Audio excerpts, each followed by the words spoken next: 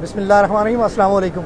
दुनिया में जो इंसान भी पैदा हुआ है एक ना एक दिन उसने मरना है और उसके बाद उसे कहीं ना कहीं ऐसी जगह चाहिए जहाँ उसको दफनाया जा सके, या मुख्तलिफ मज़ाहिब में उसके हवाले से मुख्तलिफ तरीक़ेकार जो हैं वो मौजूद हैं।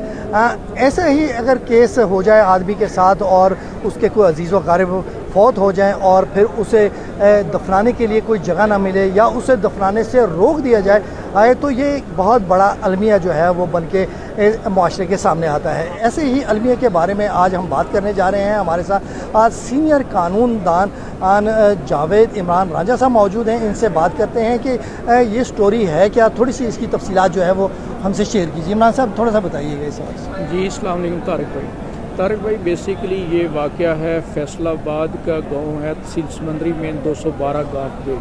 वहाँ पे शामला ज़मीन जो है वो मौजूद थी जिसको टेम्परेरी तौर पे लीज़ गवर्नमेंट ने दिया खालिद मुनीर नामी बंदे को। खालिद मुनीर ने जब उसको लीज़ पे हासिल किया तो क्रिश्चियन कम्युनिटी के पास वहाँ पे कब्रिस्तान के लिए जगह नहीं थी, तो उन्होंने डीसी फैसलाबाद से जनवरी में कब्रिस्तान के लिए ज़मीन जो है मुख्तस करवाई। जब उन्होंने वो ज़मीन को, जो शामला ज़मीन थी जिसको टेम्परेरी लीज़ पे खालिद ने लिया हुआ था, मुनीर खालिद ने, उन्होंने क्रिश्चियन कम्युनिटी के लिए उसको मुख्तस किया और उसके ऊपर जो है मई में अमल दरामद भी कर दिया। तो हक़ैक़ को छुपाते हुए जो मुनीर खालिद है वो लाहौर हाई कोर्ट में आया और उसने यहाँ पे आके डिप्टी कमिश्नर का आर्डर जो है वो मुअत्तल करवा दिया। गुज़िश्ता रोज़ जो है वो जो पन्नू मसीह है जो वहाँ पे ईसाइयों का नुमाइंदा है, वहाँ की कम्युनिटी का तकरीबन 65-70 घर हैं उस गाँव में, वो रोता चीखता लाहौर हाई कोर्ट में आया और यहाँ पे उसने मेरी मार्फत यहाँ पे दरख्वास्त दायर की कि जनाब ये अमल दरामद हो चुका है और इन्होंने यहाँ पे जो कह के कंसील किए हैं, कम अज़ कम हमें जो है मुर्दे दफन करने का राइट दिया जाए, पिटीशन का फ़ैसला जो भी करें। अगर इस दौरान हमारा कोई मुर्दा फौत हो जाता है तो हम उसको कहाँ ले जाएँ।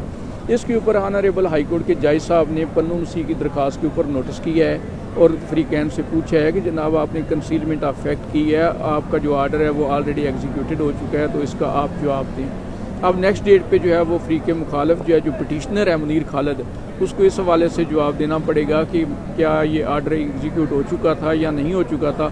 लेकिन पन्नू का आज भी एक ही सवाल है कि अगर हमारा सुबह मुर्दा होता है तो हम उसको कहाँ ले जाएं। हमारे पास तो कब्रिस्तान की जगह नहीं है, डीसी साहब ने दी है, लेकिन हाई कोर्ट का एक आर्डर जो है डीसी साहब के आर्डर को जिसने सस्पेंड किया, हालांकि डीसी साहब का आर्डर जो है वो एग्जीक्यूट हो चुका है और उन हालात में आर्डर की सस्पेंशन बिल्कुल नहीं बनती थी। किसी ने अगर चैलेंज करना था तो वो इंतकाल को करना था, इंतकाल किसी ने चैलेंज नहीं किया है। लेकिन वहाँ पे 212 गाँव पे तहसील समंदरी के जो मसीह बरादरी है वो आज भी अपने मुर्दों की तदफीन के लिए चीखो पुकार कर रही है कि हमें मुर्दे कहाँ दफन करने हैं, ये बताया जाए। अच्छा जावेद भाई, तो ये बता दीजिए कि इसमें जो खालिद मुनीर है जिसने अपने नाम ये शामलाट जगह जो है वो करवाई हुई है, क्या उसने पहले अपने नाम करवाई थी या जो डीसी का ऑर्डर है वो पहले हुआ था? बेसिकली ये शामला ज़मीन है तो ये टेम्परेरी लीज गवर्नमेंट देती रहती है, जो किसी पर्पज़ के लिए ना हो तो वो उसको कल्टीवेशन पर्पज़ के लिए देते हैं। टेम्परेरी लीज जो है तारिक भाई वो किसी भी वक्त जो कैंसिल की जा सकती है।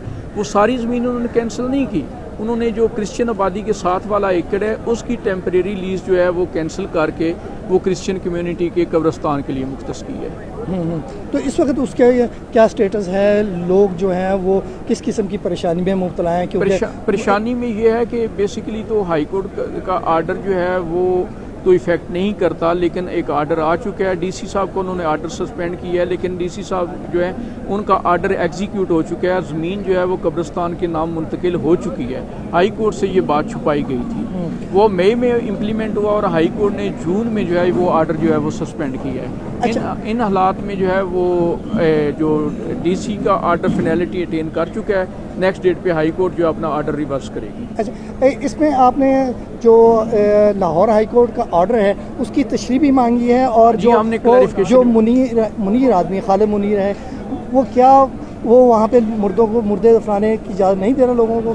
जी वो वहाँ पे जो है असर रसूख वाला बंदा है। क्रिश्चियन कम्युनिटी आपको पता है फैसलाबाद डिवीज़न में पहले भी काफ़ी सानियात हो चुके हैं, वहाँ पे बड़ी एग्रीव्ड है, वो डरे हुए हैं, वो यही मिसयूज़ कर रहा है कि जी हाई कोर्ट से आर्डर सस्पेंड हो चुका है, जबकि जो इंतकाल जो उसका कब्रिस्तान क्रिश्चियंस का है वो इंतकाल अभी तक इंटैक्ट है, वो सस्पेंड नहीं है। وہ اس کی آڑ میں وہاں پہ مقامی انتظامیہ کی ملی بھگت سے اس کے اوپر عمل درآمد نہیں ہونے دے رہا، جبکہ کوئی قانونی ایسی ہرڈل نہیں ہے۔ ہم نے ہائی کورٹ سے کلیریفیکیشن بھی مانگی ہے، لیکن دیکھیں جب بھی کوئی آرڈر ہوتا ہے تو اس کو دوسرے فریق کو سننا لازمی ہوتا ہے۔ آرٹیکل 10 کانسٹیٹیوشن جو ہے وہ کہتا ہے کہ دوسرے فریق کو سنا جائے، اس لیے ہائی کورٹ نے دوبارہ جو ہے آرڈر کیا ہے پٹیشنر خالد منیر کو بھی۔